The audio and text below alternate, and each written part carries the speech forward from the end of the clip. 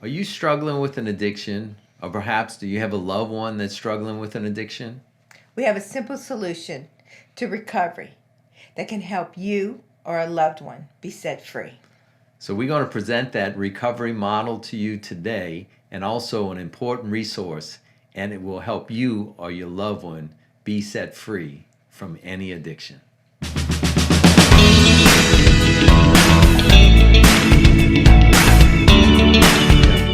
So the model we have that we use is a recovery model, and it's been very effective. It's been used by treatment centers, inpatient treatment centers. It's been used by outpatient treatment centers. It's been used in our practice. The recovery model is taken from our book here. It's called A Roadmap to the Soul. And it's a book that HollyKem and I did together. It really comes out of her journey of breaking free from her addiction and me coming alongside of her, helping put language to that process. It's a very simple process, but it's very powerful. And we call that process the voices within. And how does that apply in terms of recovery for addiction? Well, for myself, being someone that sees in pictures, very simple person, that it was something that I was in the 12-step movement and works very well. I love the 12 steps. However, I needed something to make sense of what was going on, because when I would go to bed in the morning, but when I would go to bed, I knew what I was doing wasn't who I was, and that it was two different people. The good news is that I wasn't multiple, but sometimes I felt multiple. But in this process, what I could see was there was a part of me that had control of me. And as we say in the 12 steps, I'm powerless over this thing, and my life is unmanageable. And that was not easy to see. So there was a part of me that was managing my life, and it was bringing me places and doing things I didn't want to do. I didn't have the power that I needed to take my life back. So in the process, it was like understanding that there was a part of me that had control that was unhealthy, and then there was a part of me that was very wounded.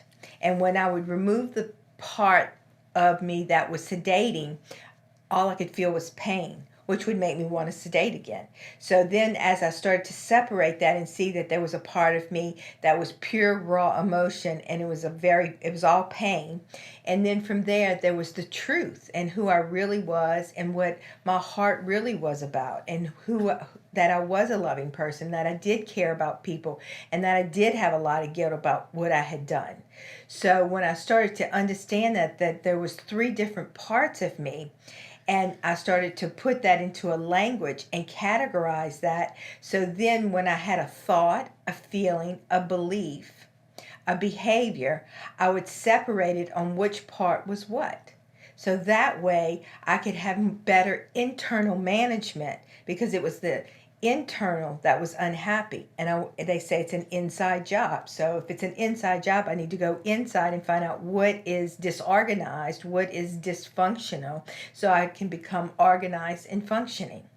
And so that was the major part of building this concept, so I could have some type of organization internally so I could be free, because I was very controlled by my emotions. I was very controlled by my past. I was very controlled by what I had done, and the way that I had seen the world, the belief systems. I had grown out of that. So this was a process to allow me to see that what I was doing was not who I was. How I was feeling was not who I was. However, I couldn't just throw that away. That had to be loved, cared for, and categorized. So when I had those thoughts, feelings, or beliefs, I could categorize them, listen to my thoughts, make decisions, and then go from there. Yeah, so basically, HollyKem had the vision of dividing your inner life into three parts. Yes. There was the bucket, which was your true self of who you really are, Right. which has your purpose. It's the very best part of you. It's your conscience. Yes. It's the part of you that's connected with God in some way. Then the other bucket is what we call the protector. Exactly. And that bucket is your coping behaviors. Yes. That's the addict inside. Yes. That's the part of you that's your defense mechanisms. Yes. I did an exercise with a guy not long ago. I said, tell me what your true self says about cocaine. It's horrible. I spend my money. I'm out of control. It brings a lot of negative consequences, and I lose a lot of sleep, and I'm exhausted afterwards.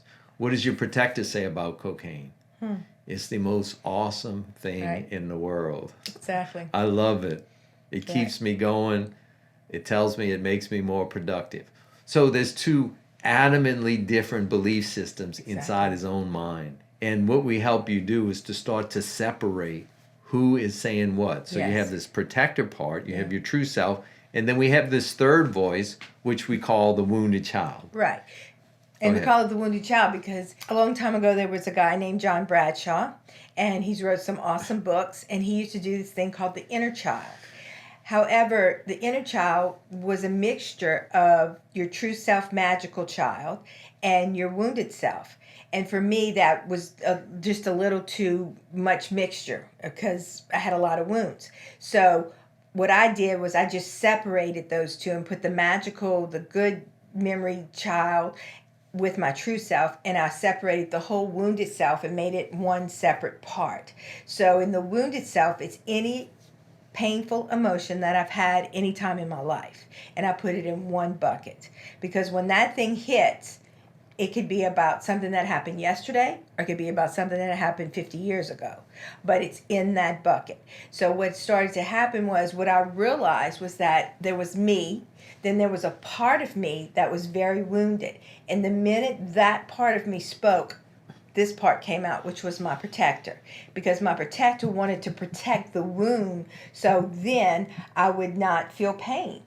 However, the way this part of me, my protector, wanted to handle the world and handle my emotions and handle life was very different than the way I needed to do that as a human being and as an adult. That this part of me would pretend, would act like nothing happened, would sedate, and, do things that was hurting me. So I had to separate those two. It's kind of like having two kids. Yeah. Like one is crying and one is screaming, that those two parts needed to be separated, and I needed to learn to speak to that, listen to that, and then from there make decisions, say no, thank you for sharing, and then from there go into how was I going to handle this thing that was upsetting me internally. Yeah. So if you divide it up into those three voices, it makes it a lot easier to, number one, understand and to begin to manage. I had a guy that was dealing with drinking and had gone through a bad divorce, and we started to just help him divide the buckets, the three different buckets. And the true self was saying, I'm in a lot of pain, but I'm working through it, I'm healing, and I'm going to stay on path and not drink and sedate the pain so that I can get through it and resolve this issue. His protector was saying, this sucks, I'm hurting, a drink will be fine, it'll take the edge off, and it can help me connect with other people.